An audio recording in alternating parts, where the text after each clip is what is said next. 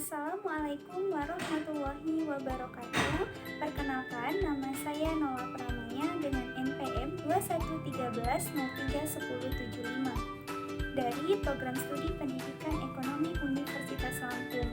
Pada kesempatan kali ini, saya akan mempresentasikan materi akuntansi sektor publik mengenai peran akuntansi sektor publik di era digital dan cara untuk mensinergikan konten atau bahan kajian akuntansi sektor publik pada pembelajaran di sekolah, khususnya pada mata pelajaran ekonomi. Simak videonya ya. Baik teman-teman, di sini yang pertama saya akan menjelaskan mengenai konsep akuntansi sektor publik.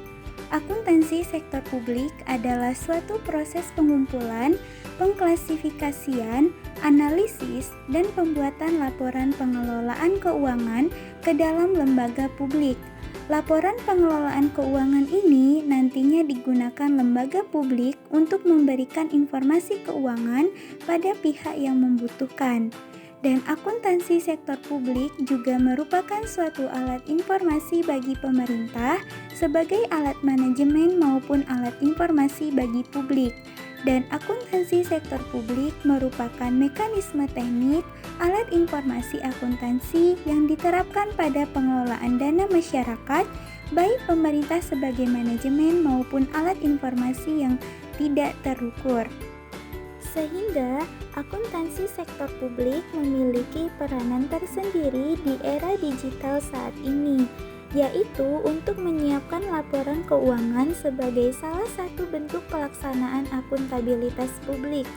Karena akuntansi dan laporan keuangan mengandung pengertian sebagai suatu proses pengumpulan, pengolahan, dan pengomunikasian informasi yang bermanfaat untuk pembuatan keputusan dan menilai kinerja organisasi. Karena kebutuhan informasi di sektor publik lebih bervariasi, sehingga informasi tidak terbatas pada informasi keuangan yang dihasilkan dari sistem akuntansi organisasi. Dan menurut Ruhaya Atan menyebutkan bahwa terdapat beberapa peran akuntan dalam revolusi industri. Yang pertama, seseorang akuntan perlu berperan lebih strategis dalam hal penerapan inovasi artificial intelligence atau AI. Yang kedua, menghadirkan akuntansi yang lebih akurat dan mengurangi margin kesalahan, mengetahui aktivitas penipuan dan membatasi kerusakan. Yang ketiga, akuntan harus menjadi pendorong otomasi bisnis, mengacu kepada berbagai layanan baru termasuk jaminan AI.